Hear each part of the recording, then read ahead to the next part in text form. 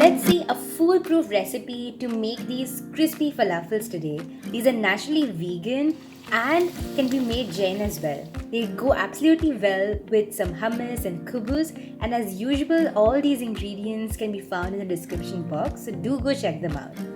We start with half cup of chickpeas soaked for about 5 to 6 hours, which then swell and become 1 cup, a total half cups of parsley and coriander leaves, 5 cloves of garlic, 5 to 6 green chillies, about half an onion. Substitute this with about 1/4 cup of roughly chopped cabbage, a tablespoon of tahini or a tablespoon of oil, any oil works, salt to taste, about half teaspoon, and we pulse this to a coarse mixture. A food processor works best here. Now is the right time to preheat our oil at a low flame.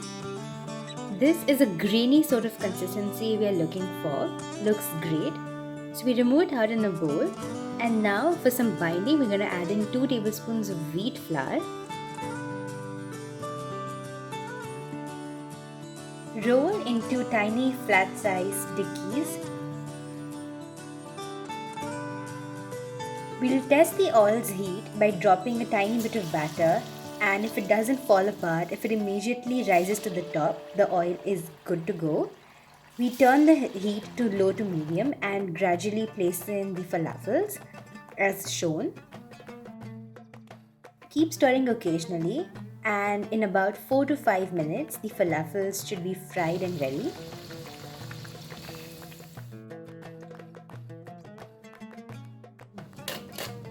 I hope you enjoyed this recipe. These falafels taste delicious with some sour cream and hummus and kubus. I've shown 2 amazing hummus recipes on my channel.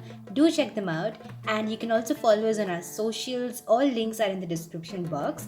This is Sakshi signing off. Bye!